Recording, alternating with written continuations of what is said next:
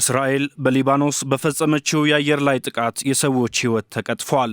በደቡባዊ ሊባኖስ መጠለያ ካምፕ ውስጥ የሚገኙ 13 ሰዎች ሕይወታቸው እንዳለፈ ሲነገር ሀገሪቱ የምትወስደው ጥቃትም እየበረታ መምጣቱ ተሰምቷል። የተፈጸመውን ጥቃትም እስራኤል ኃላፊነቱን እወስዳለሁ ብላለች። በሊባኖስ ያላባራው የእሳት ዲን በደቡባዊ ጋዛ በራፋህና በካን ዩኒስ መቀጠሉም ታውቋል። የእስራኤል ጦርም የአየር ላይ ጥቃቱን አጠናክሮ ገፍቶበታል። ከጥቃቱ ከተረፉት መካከልም ከአልጀዚራ ጋር ባደረጉት ቆይታ ድምጻቸውን እንዲህ አሰምተዋል።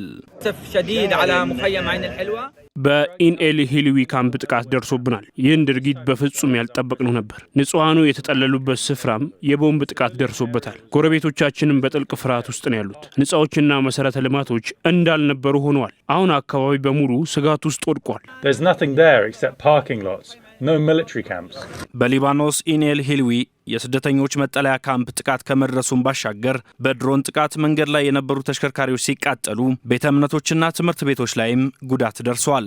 ሊባኖስ እስራኤል የተኩስ አቁም መርህን በመጣስ ጥቃት እየፈጸመች ነው፣ ንጹሃኑም እያለቁ ነው የሚለውን ክስ በተደጋጋሚ ብታሰማም እስራኤል በበኩሏ የሚሰነዘረውን ወቀሳ ወደ ጎን በማድረግ በደቡባዊ ሊባኖስ በቤንት ጀበልና በብሊዳም 2 የሄዝቦላ አባላት እንደገደለች አስታውቃለች። የእስራኤል ጦርም የሐማስ ታጣቂዎችና ሄዝቦላ ያለበትን ስፍራ በመለየት እርምጃ መውሰዴን አጠናክሬ ቀጥላለሁ እያለ ነው።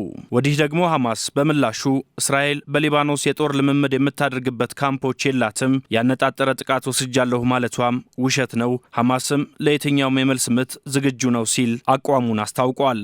የእስራኤሉ ጠቅላይ ሚኒስትር ቤንያሚን ኔታንያሁ የተኩስ አቁሙ እንዲጣስ ዋነኛ መንስኤ የሆነው ሄዝቦላህ ነው፣ ጦሩን መልሶ እያደራጀና አቅሙን ለማሳደግ እየጣረ መሆኑን ደርሰንበታል ብለዋል። በእስራኤልና በሊባኖስ መካከል ተፈጽሞ የነበረው የተኩስ አቁም ስምምነት 1 ዓመቱን ሊያስቆጥር ጥቂት ቀናት ብቻ ሲቀሩት ነው ነገሮች ሁሉ የተጣሱት። የተኩስ አቁም ስምምነቱ የእስራኤል ወታደሮች ከደቡብ ሊባኖስ ለቀው እንዲወጡና የሊባኖስ ጦር በአካባቢው እንዲሰማራ የሚያስገድድ የሚል እንደነበር አይዘነጋም። ከዓመት በፊት በእስራኤልና በሊባኖስ መካከል የነበረው ደም መፋሰስና ሚሊዮኖችን ማፈናቀሉ ተዘንግቶ ታዲያ ቀውሱ ዳግም እያገረሸ መጥቷል። ከአልጀዚራ ጋር ቆይታ ያደረጉት የደህንነትና የፖለቲካ ተንታኙ አሊ ረዚቅ በበኩላቸው የእስራኤልን አካሄድ እንዲህ ይገልጹታል።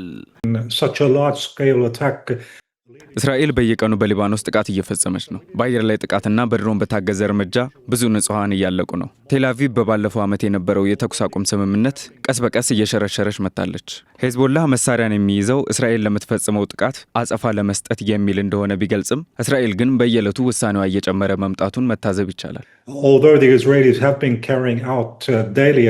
የተኩስ አቁሙ እንዲከበር በማኝነት የነበረው የተባበሩት መንግስታት ድርጅትም ቢሆን አዲስ ጠንካራ ውሳኔን ሳያሳልፍ በደቡባዊ ሊባኖስ የሰላም አስከባሪ ዘብ ኃይሎቹ ላይ ጥቃት ደርሶባቸዋል። ከሰሞኑ የተባባሰውን ጥቃት በተመለከተም የሊባኖስ መንግስት ንጹሃን ዜጎች ሕይወታቸው ማለፉና የቆሰሉ ሰዎች መኖራቸውን ከመናገር ውጪ ጠንካራ መግለጫን አላወጣም በሚል እየተተቸ ይገኛል።